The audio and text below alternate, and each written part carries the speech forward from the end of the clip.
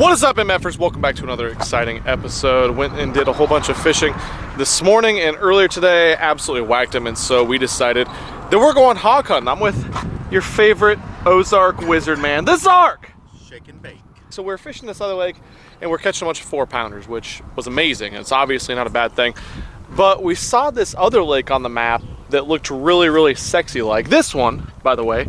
And we talked to our buddy, we're like, hey, is this lake any good? It looks good. He's like, hasn't been fishing the greatest lately, but it has giants. And he says it's super clean. We just walked down to it. It's crystal clear, has hydrilla, and we're about to go throw some big baits, some swim jigs, some frogs, clean water stuff, grass fishing stuff. This is gonna be a great episode. Let's go.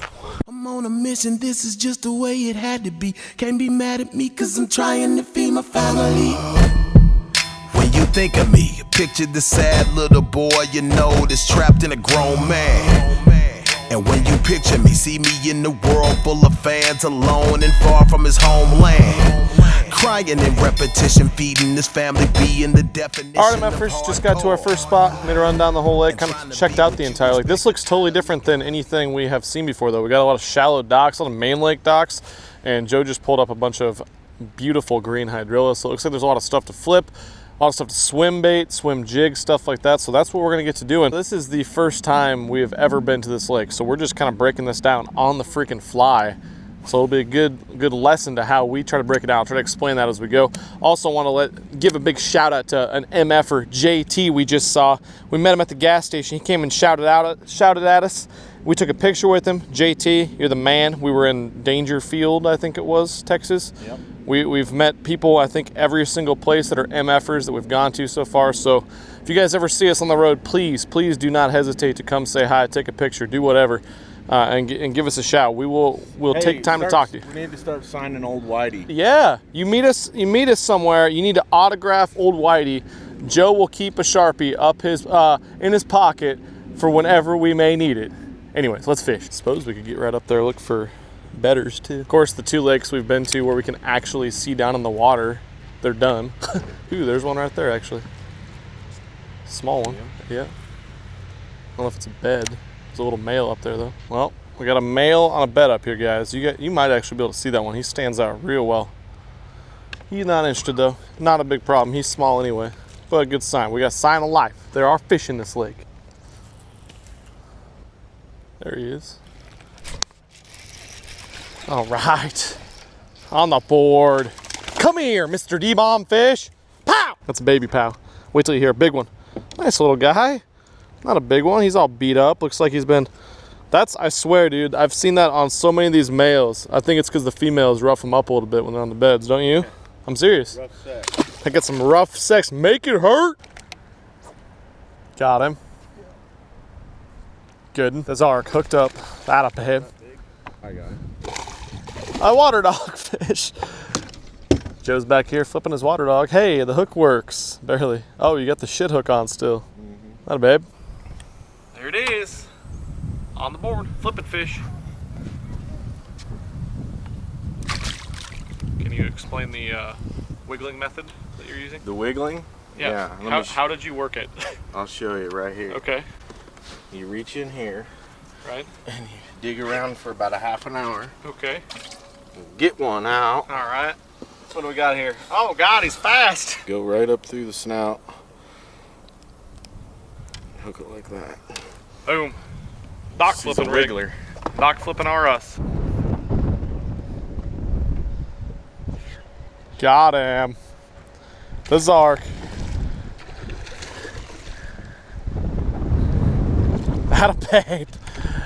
2 for 2 on the dog. Giving them the dog today. They want the dog. They get the dog. Being more patient today, you think? Yeah. Not a giant. Good one. 2.5. Got it. Get out of there. Get in here. Boom.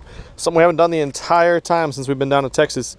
Flipping the docks. See, look at that. They got beat up sides. I think that's from mating. I'm gonna frog this point real quick. That was one for sure. He missed it. Yeah.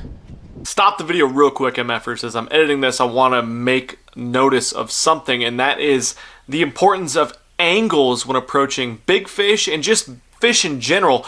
I just missed a blow up on the frog as I casted forward on the boat across that point. And I'm going to work past it just a little bit, and I'm going to fire a cast back across that point from a different angle. I can't tell you guys how key it is to hit key pieces of cover like this point right here with some brush on it, coming off the main spawning area, coming back out of the creek post spawn. How important it is to hit those key spots from multiple different angles, especially when you miss a good fish.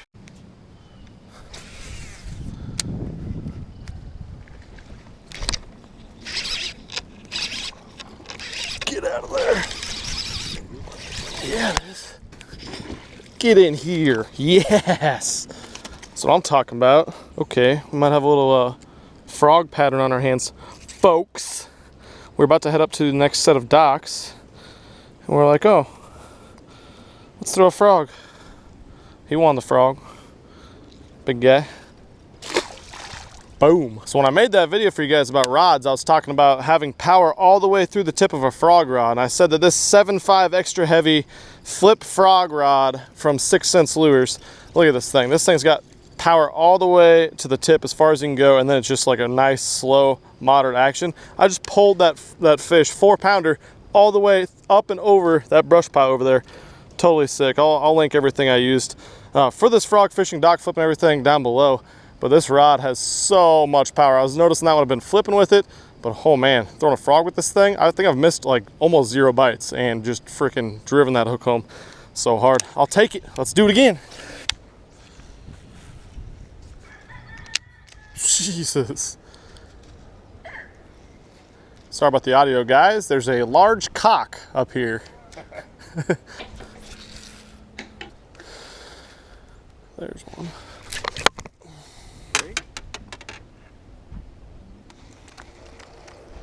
No, it's 20 pound, don't worry about it. How did I just break that one off? It was big. I set the hook on it, it was freaking going.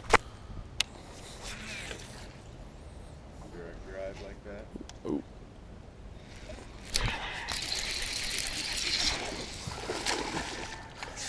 Come here, dock fish. Little prick. I knew there was one in there, Joe. I knew it! Giant!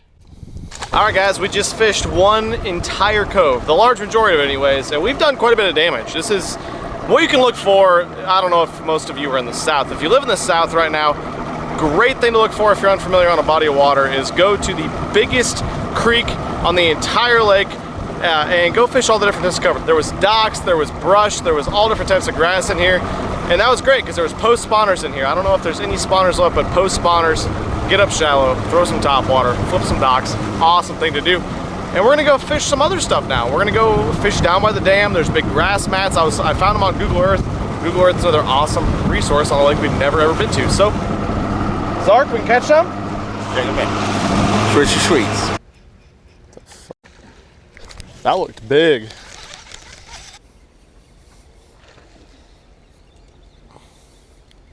Just picking a backlash, don't mind me. This lake is loaded. Literally like every spot we go to is fish. That wasn't even the same fish. Yeah. Damn. Choke City, 3-pounder. Come on, eat my frog. Now we should find one here. Oh man. He was hauling ass sideways. Yup. Nope, you're coming in here, bud. Sorry, got a little excited on that one. Here you go.